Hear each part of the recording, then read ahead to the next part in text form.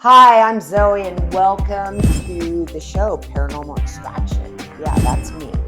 Today we have yet another conspiracy, okay? And this has been going on for quite a while, okay? I think after 1969 or something. But we have Mark Ollie on, and this guy is extremely well known in the UK and now in the US, okay? He's written books. I mean, we could go on and on and on about everything. You can find all his books on Amazon. He's doing TV, Ancient Aliens, and just keep going and going and going. I mean, producer, director, and he is just absolutely amazing. So, you know what? In 1969, the Apollo 2, the Apollo 11 supposedly landed on the moon, right? That's what we all think, with Buzz Aldrin and Neil Armstrong. Okay, but was it fake? If it was faked, what's the evidence? I mean, why would they want to fake this? Interesting questions. So Mark's going to answer all those. What do you think?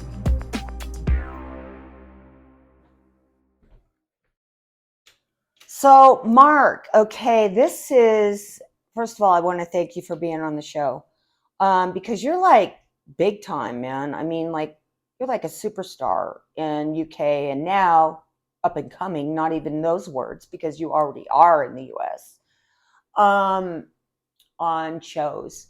So, this is something that's been going around for a long time, and we've seen footage on people that don't believe it.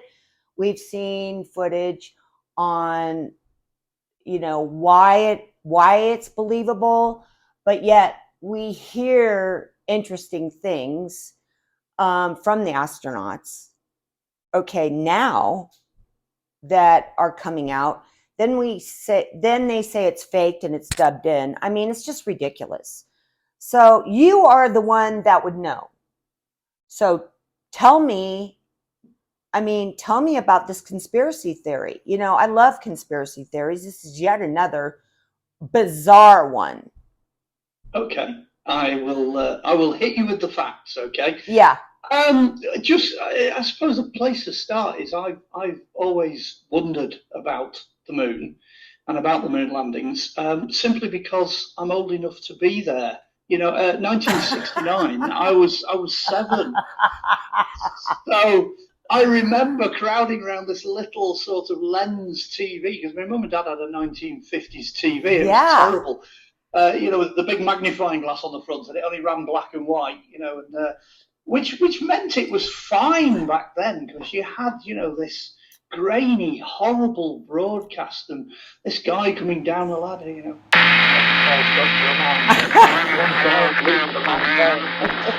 Which was perfectly acceptable in 1969. Fine. However, as time has gone on, as you rightly say, people have pointed out that there's a few mile wide holes in the story we were given back in the 1960s. I suppose footage is a good place to start. I mean, that's a great one when he's coming down the ladder, one small step for a man and all that. When he comes down the ladder, you see him come down step by step. There's this very famous Time magazine that did this, where he's coming down the ladder and it's all in colour and it looks brilliant. And he's got one leg stuck out. He never had a leg stuck out on the original footage.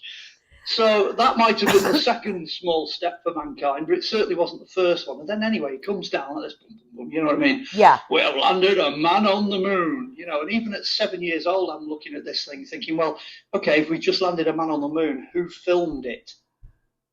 Because the bloke filming him coming down the ladder is about, 30 yards away from the lander. So, and they're all, I mean, nowadays the excuses have been, well, we had cameras mounted on the outside. Yeah, of the sure, lander sure. No, they didn't, because there's no other footage from the outside of the lander till they hit the deck. And how are those cameras going to travel on the outside of the ship in 1969? Yeah. How are they going to survive? They're not going to survive in space. They're certainly not going to come in through the lunar atmosphere. Once this thing comes down, and there they are, these beautiful black and white cameras, all in focus. No. There's definitely something wrong. So right from the get-go, there is something seriously wrong.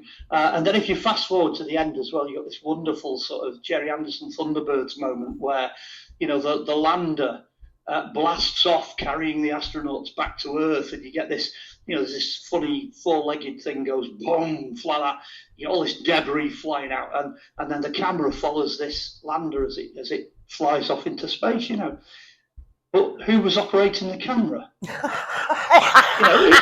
It's a poor bloke that they left behind on the moon, you know what I mean? He's there with a flask. He's there with his flask in his British, yeah, there he goes. Oh, hang on, damn it, I'm stranded now. So you look at the footage and you think, hang on a minute, break it down a little bit more. Okay, somebody actually came up with a bright idea of saying, right, you've got all these guys, bouncing around on the moon, and they're giving it all the, we have no gravity, despite the fact the American flag's doing this, we have no gravity. And then they thought, okay, what happens if you speed the footage up twice?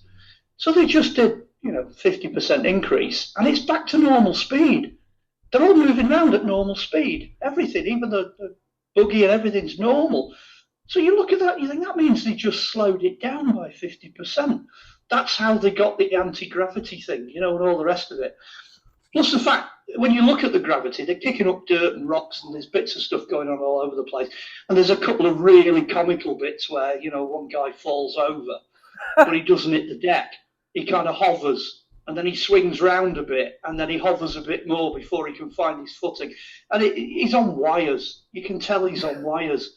And then, it's funny when you came in and you said, Apollo 2, Apollo 11.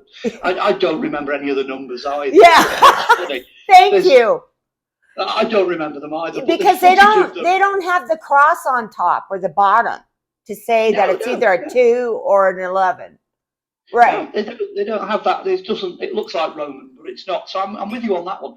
But the footage from that particular landing has the same geography as footage which apparently came from one of the other landings in the future.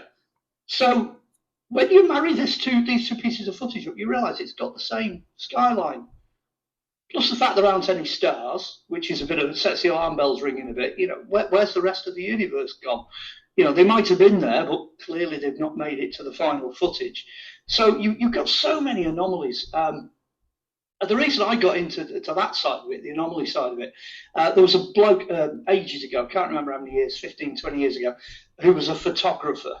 Now, anybody can look this up, it's probably online now, but he produced a book where, as a photographer, he broke down the photographs. He looked at the photographs, the lunar shots, and basically just said, it can't be done. It's impossible.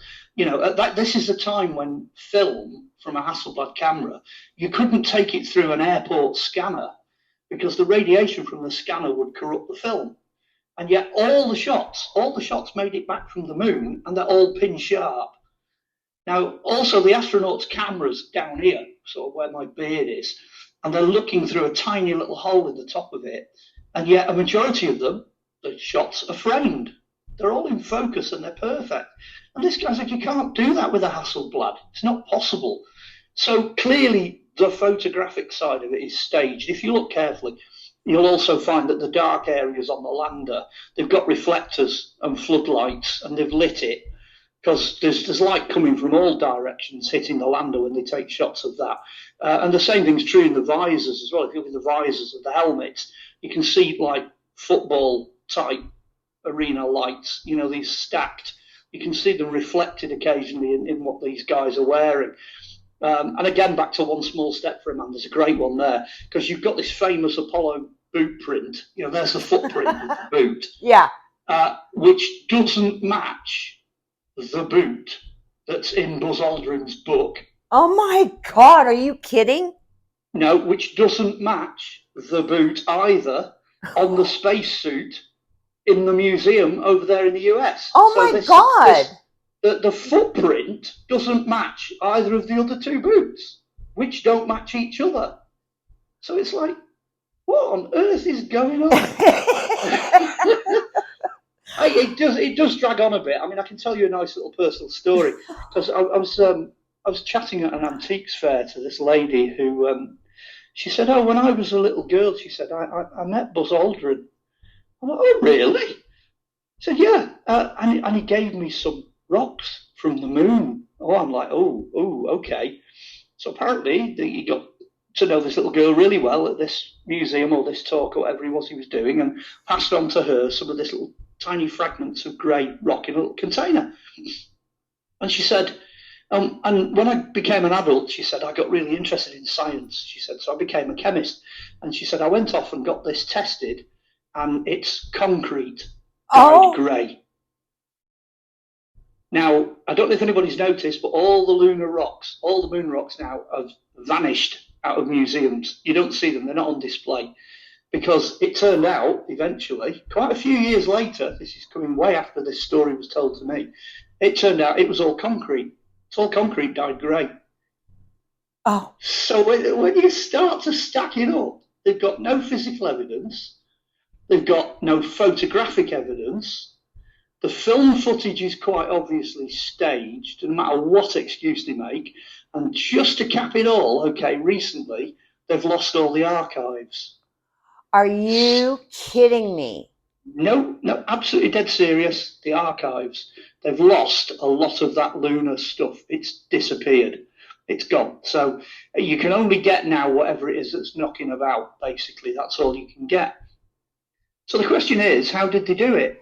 Yeah, right. I mean, right. So how did they do this? I mean, and why? Okay, that's a good question. Well, the how I think is relatively simple. There is some footage out on the internet of Stanley Kubrick before he died admitting that he did it. Yeah. He filmed the footage. Now, everybody's jumped on that and gone, it's a body double. It's not Stanley Kubrick at all. It's faked, for the internet. Well, a lot of people that knew Stanley Kubrick have come out and said that, well, if that's a body double, that's a pretty damn good one. Because as far as we're concerned, that looks like Stanley Kubrick. And there are a few other clues as well, like my favourite, I'll give you one of my favourite ones. This is brilliant, this. Diamonds Are Forever, James Bond, written by Ian Fleming, so they decide to make a movie out of it. So brilliant, absolutely fabulous movie. Love Diamonds Are Forever. Except in Ian Fleming's book, there is no moon buggy ride. That entire sequence where he breaks into a base, runs across a stage set where they're all bouncing around, giving it this on wires, and then nicks the moon buggy and then escapes. All of that was added in afterwards. Wow. If that's not Hollywood showing you how they did it, yeah, back in the day, so that they left breadcrumbs, they left a trail for people to pick up, and that's how it was done. It was done on a set. Now, whether that set's a desert near Area 51, which some people think it is, or whether it's done in Hollywood, who knows? There's been some black and white photos come out of them actually doing it, so it does look like they had a set. They had a stage set. Yeah, I've seen that. Yeah, I've seen that. I think everybody has. And, that's where the conspiracy theory comes from, is that set picture. Now, is that, we don't know. I think they might be true, because certainly the evidence for me is leaning in that direction. But then the answer to the question, why on earth would you do it? Well, yeah, right, Mark.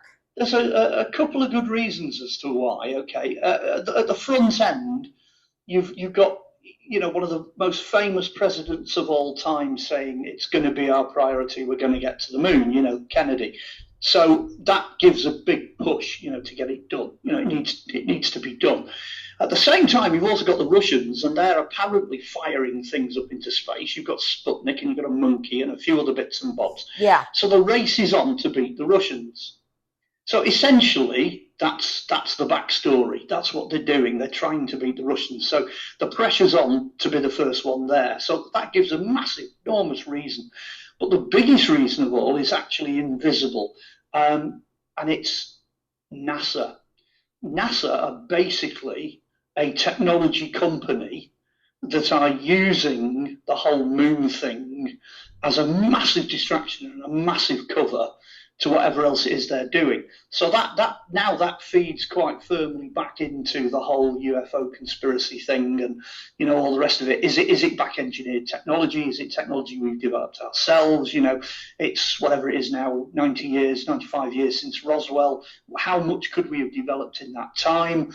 And more to the point, oh, look over there, there's the moon. Oh, let's all look at the moon. Let's all go and have a look at that and completely ignore the backstories that are going on elsewhere, Whereas we should be looking at what they're actually doing. Maybe that's what the ufologists are picking up on. They're picking up on the stuff that they are actually developing, which really, in a sense, has nothing to do with the moon. The moon is a huge, massive distraction. Probably one of the best cover-up stories in the history of mankind. There you go. There's yeah.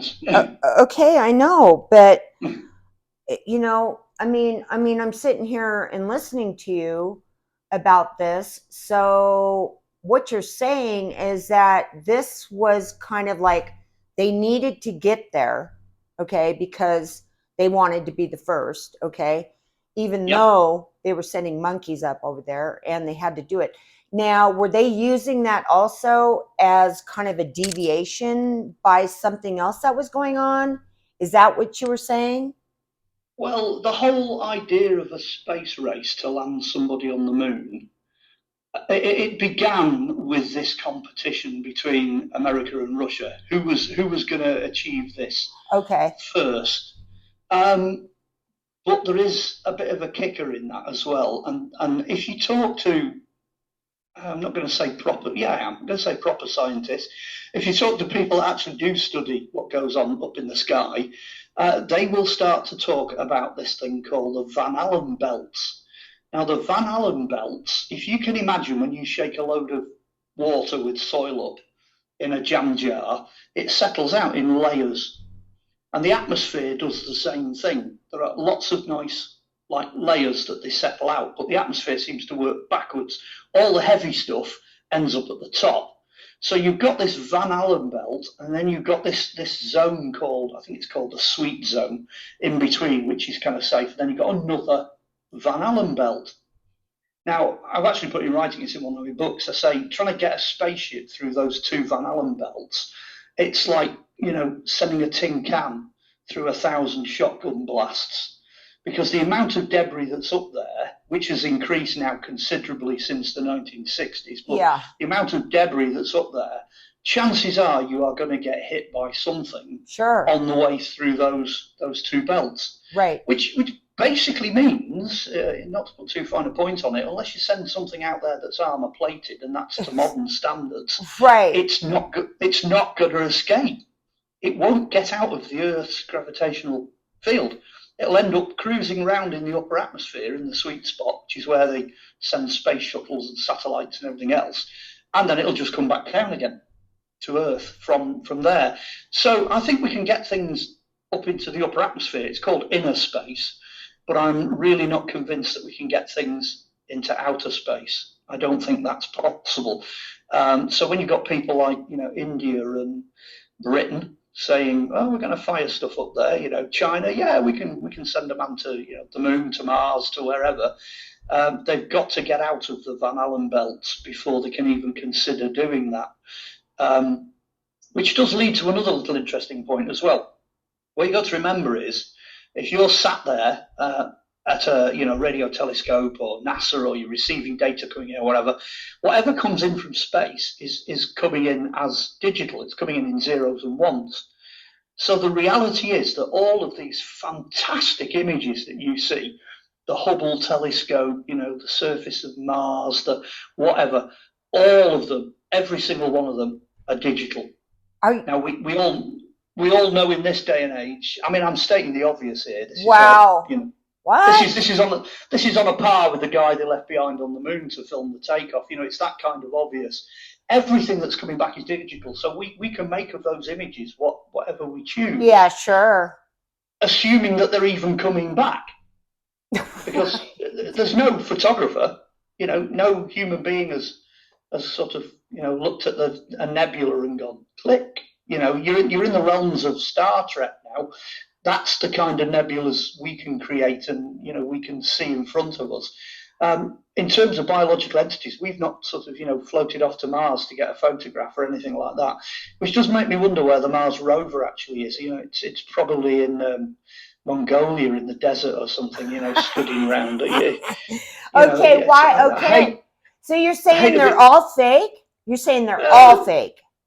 What I'm really saying is that I think the moon stuff is 99.9% fake. Okay. But I think the rest of it, the Mars stuff and the interstellar stuff, is subject to digital manipulation and certainly has the potential to just be a crowd puller and just basically just be a fake. It certainly has.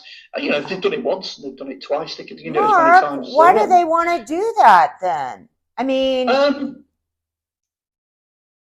I don't know. Maybe it's this whole idea of we're not alone in the cosmos and all the rest of it. But my reverse question would be, if we went to the moon or we went to Mars or we managed to get out of the Van Allen belt, or we're out there photographing the universe and all the rest of it, my answer would be, so what? I know it's very obvious. What does that mean to the rest of humanity? Where else could that money be used? We don't even know what's at the bottom. Okay. We don't know what's at the bottom of the sea, for goodness sake, Yeah, right. They haven't even gone down there. So that's my question. If they're going to take us to the moon, why haven't they done that? And it's right here on Earth. I mean, that's science right there. Yes, okay. Of course it is, because it's physical. It's right in front of us and it's there, Right. Yeah, that's amazing. Okay, this is crazy. So I'm just thinking, let's just take the Mars thing that's going on, okay? And Elon Musk and, all of this stuff. They're doing it because, they want another planet, to terraform that we can escape from. Now, tell me if I'm wrong or right, okay, to be able to go up there and live, okay? Am I wrong or right on that one? Well, that's the public face of what they intend to do, and it seems to be a global thing. Everybody seems to be working towards being able to do that. But, and this is the but, what happens if we can't? That's the kicker. And again, the higher up these technological folks seem to get, Elon Musk being a fantastic example, the more they seem to become obsessed with space. And then you get people like, Jeff Bezos and, Elon Musk and all the rest of them, and probably Zuckerberg. And, sure. They all want to go into space. Okay. Yeah. Well, when William Shatner went into space, he didn't go into space. He went into the sweet zone between he went to the inner space, not the outer space. So all these guys are going to go zipping off in their, amazing whatever shape spaceships that, big phallic thing like, the one that Elon built. You're so funny. Off they go, and they're all going to be saying, wow, there he goes, what a man, off he goes. And he only gets as far as the upper atmosphere. That's as far as you can go. You can't go out of it because you'll just get blown to bits. Yeah, all the stuff winging around up there, Sure. And even if you took it a step further, this is where logic kicks in. Either we're being told two completely separate stories, or one of the two stories are true. Well, if it's true that you've got heat, you've got radiation, you've got flying debris, you've got comets, you've got all that sort of thing whizzing around in space, because we say, oh, space is an open area, it's a gap, it's an opening. Well, it's not. There's no space in space. It's absolutely full of stuff. So let's assume you actually manage to get out of the atmosphere and you get through the Van Allen belt. You're just going to either get microwaved or fried or die of cancer or get smacked by a comet, whatever. There's a multitude of other reasons why.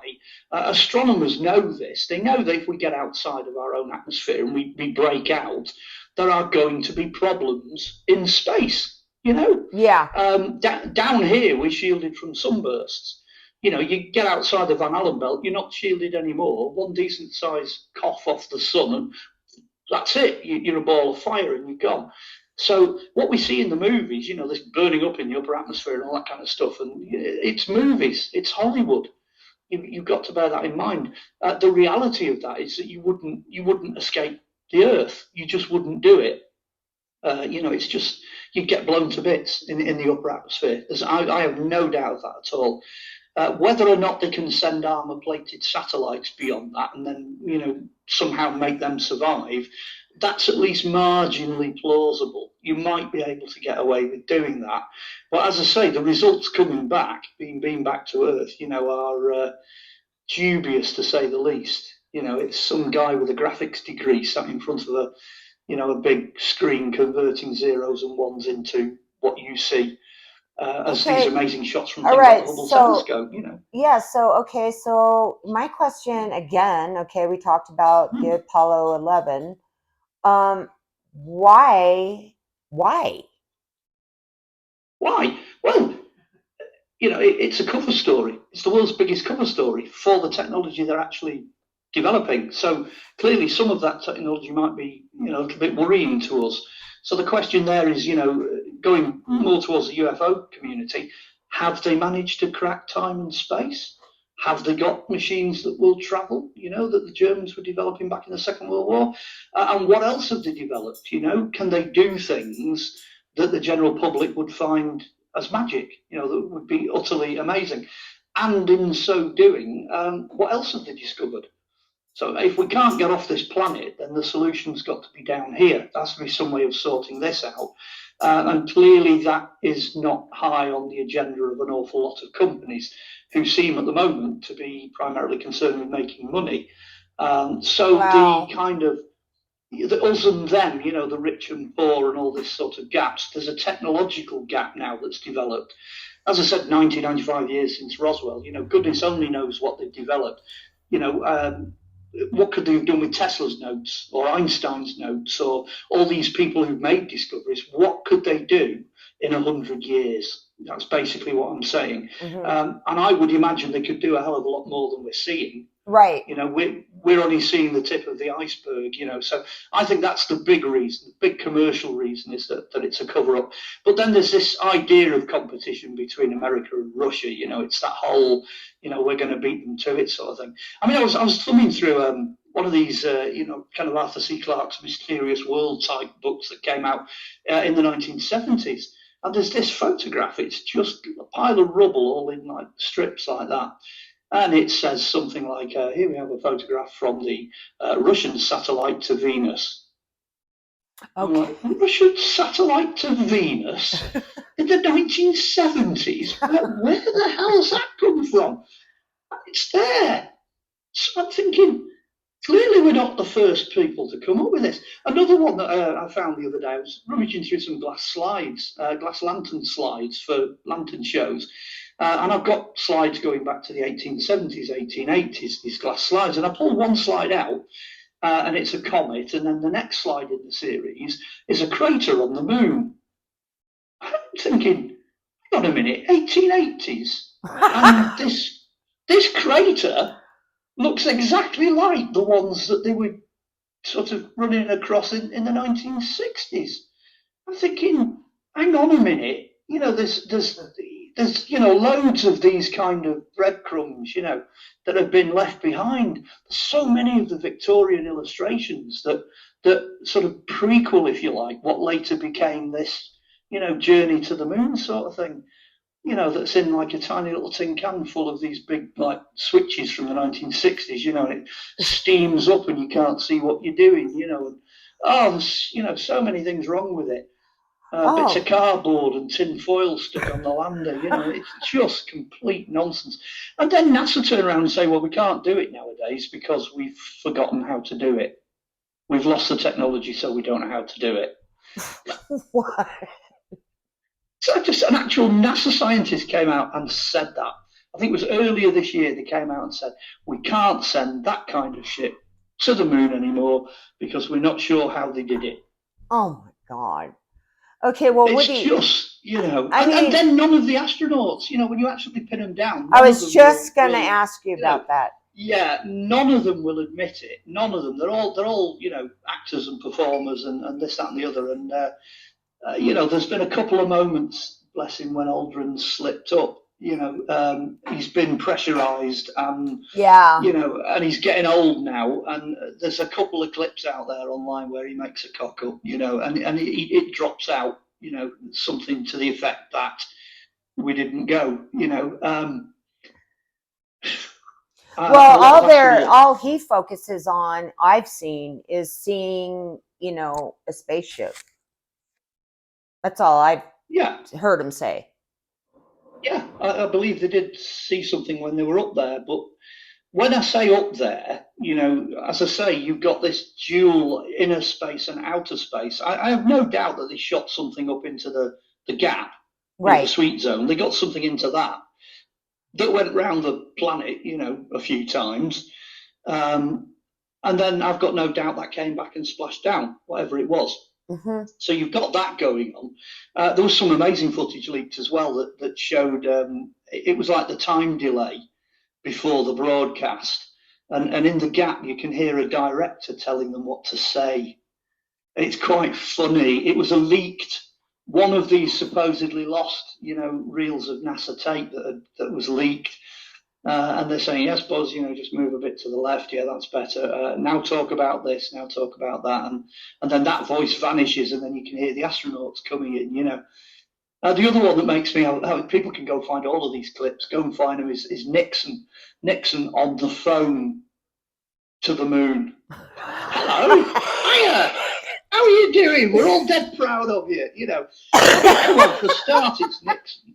The most believable president of all time, and there he is on the phone, and he's talking to these, these guys, or whatever they are, 190 million miles away.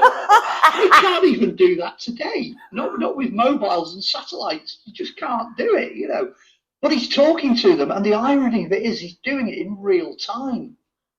That's impossible. You can't talk to somebody in space in real time, no matter how good your transmissions are. Not in 1969. It can't be done. Wow. So you look at this, and you start thinking, and people could turn around, they could go, well, maybe I'm wrong. Well, maybe I am. I was there, I was alive. I am literally that generation that grew up with, space, the final frontier, and all that sort of stuff. That's what we grew up with. So we are the generation, if you like, that sponged all that in. And now I suppose we're the generation that's going, and throwing it all back out there and going, no, this just doesn't look right. Right. This isn't right. Right. Well, I mean, there's, I've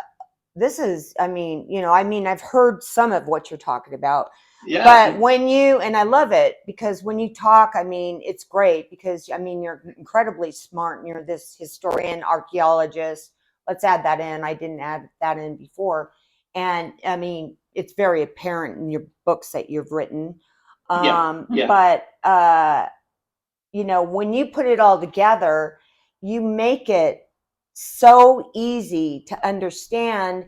And at the same time, it's funny, the stuff you say. It's like, because it's true, Well, yeah. I've never dared to write a book about the moon, because there's a lot of extremely good writers out there that, like I say, this photographer mate of mine, when he tore into the photographs, he deconstructed them in a way that I just can't do. There's so much material on the internet, people can go and check it out. I've not even got around to doing it as a talk. I just throw it into the aliens talk when I'm in the middle of all that. Yeah, sure. But it's been a lifelong interest, and essentially it is history. It is an important part of history. That's what it is. So as a historian, it just fascinates me, of the 20th century. How on earth did they manage to get away with it? It's just crazy. Well, I think they got away with it because people wanted it. Okay. They wanted to believe it. And, here we have, JFK, being assassinated, and that's what he wanted. So everyone's really excited about this, and it's got to happen, right? So, you look at all of those aspects, and, quite. It tickles me up, because somebody pointed out the other day in I think it was 1950s. I can't remember exactly when. It might have been 56, 57, 58. They did a program about man going to the moon, and you won't believe who they picked to present it. Okay, ready? Walt Disney. What?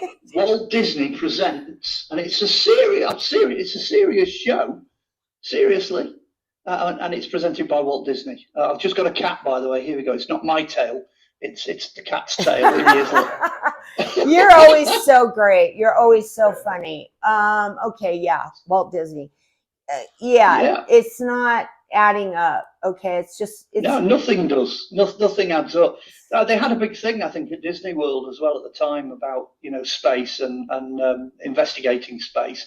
They had a massive display there, and needless to say, the media had a lot of interest in pushing things associated with space. You had Lost in Space, and then that whole cascade of Star Wars and Star Trek, and you name it, just all followed suit. And that's sort of laid the foundations. Oh, here he comes, my baby. It's because I'm sat somewhere else he can't cope, because normally he gate crashes all of my radio shows. So. Yeah, I know. Yeah. Hi. What's his name again? That's Stampy, because he stamps. Okay. He's internationally famous as an interview. Yeah, I know. Yeah, I know. Internationally famous. Your cat too. Oh, it says my battery's running low on my computer. So let's top this off. Okay. This has been, you know what? This has been so fun. I mean, it has been one of the most fun ones I think we've done. I think, yeah, it has been, really fun, because I haven't been able to stop laughing through the whole thing. And I am a big fan of yours, as you know. And so, no, I mean, I would have to say that, I would have to say, even out of all my interviews, this has been the funnest I've done. It's been fun. It's like chatting it up with, a scientist or something, and they're saying things and you're just starting to laugh like, oh my God. And, as you said earlier, the beauty of the whole issue of the moon is that you don't have to be a scientist to spot these obvious holes. There's so many things wrong with it. I mean, I could not be necessarily bringing them all together, and it wouldn't take long to do an internet search and start to realize that other people have, run comparisons on footage and location and this, that, and the other. There's a lot of groups out there, proper groups, scientific groups, like you say, that focus on things to do with outer space. It's a big issue.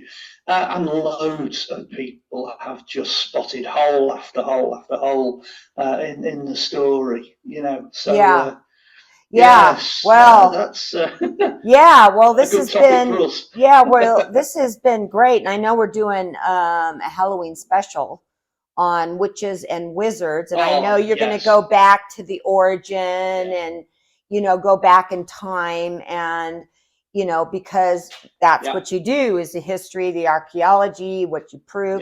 So that's going to be a great show. So that's like almost kind of by Halloween we're doing that. So I'm really excited. I'm really excited about that video. So, and you're going to have your new book coming out, which we've already kind of done. I'm not going to mention that on an interview. He had a new book coming out, but I'm going to say we can kind of edge it in, because I did mention UFOs. And it's a book about UFOs. So the question for that book, which I'm going to throw out because it's the same question, is it us or is it them? Are we looking here at a UFO crash in that book, or are we looking at something that was developed in that 95-year period since Roswell by us? Are UFOs aliens, or are they us? So that's a cliffhanger. That is a cliffhanger. You'll have to dash it on by Europe's Roswell 40 years since impact. You'll have to and I know you're not debunking that at all, because we've talked about that, and that's part of your new book, which is you've found more evidence since then, and so you want to marry that in somehow, and that's why you're waiting. That's why you're waiting. What we're doing, we're holding off publication. It was due out in August, and we're just going to hold off till November, right? Because we think there might be some new information that might answer some of those questions. And it's pretty astounding. Well, like I say, it'll feed in. It'll feed into this. Is it also? Is it them? Did we go to the moon or didn't we? You know, Right. is it our technology that they're covering up and developing, or is it something else? You know, just as a quick one at the end as well. It's just a very very last comment, just to round it all off. Okay, why are all of the lunar photographs generally in black and white? Now, I'm not the first person to ask that. There's another photographer who's out there, okay, and he's applied digital technology and discovered that the moon is, in fact, in colour. So I'm going to leave that as a cliffhanger. Okay. You All better right. dash off and see if you can find colour photographs of the moon. I quite like the moon in colour. It looks quite nice in colour. Yeah, you sent me one. And I refused. Oh, I did, yes. Yeah, but I refused. yeah. I didn't put that on because to me it looked like bullshit. So no, honestly, it's true. Yeah. In fact, there are. If you look in Time magazine, I mean, I'm playing devil's advocate. Time magazine, there are some colour photos there, but they are the ones that are most obviously done on a stage set on Earth. Yeah, that's what I'm saying. So they were lunar ones, but no, there are people that have took colour photos of the moon, and it does change colour through the seasons as well. It reflects sunlight, which you'd expect. You know, I mean, why does it have to always be black and white? Just because where we came in, I was looking through that little lens at a black and white TV, 1950s TV, you know, in 1967, and it's all black and white. You know.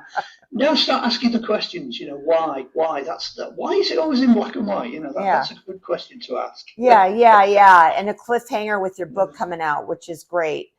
Okay. Which we're going to have to come on and do another one because this stuff that you're talking about now that you're adding in is wow. I mean, it's amazing and it's proven. Okay. Yes. Yeah. So we'll leave that as Mark is, you know, working on probably another 10 books at this time.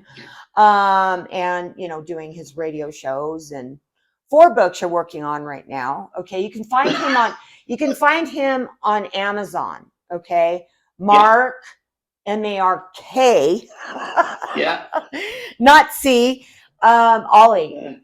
Olly. He's also on Facebook, so you can go there. He does a lot of conspiracy theory type stuff on Facebook that I've seen. I do archaeology and aliens and lots of other bits and bobs as well. Yeah. I do like to poke the tiger, you know. I'm surprised you haven't gotten axed on Facebook a couple times for the stuff that you post. They got me. I had a site for 18 years, and one day I got this thing that came up and went, "We think your site has been hacked, therefore we have locked it." And I'm like, "Oh, come on, couldn't you come up with a better excuse than that?" Anyway, I just went and started another one. So, so I'm on number 2. Okay. Number 2, not 11. Number 2. Well, that's good. All right. Yeah. Well, Mark, it's been fantastic. Thank you for coming on. Look forward to having you on for the Halloween special. Yeah. And I'm sure I'll be talking to you soon.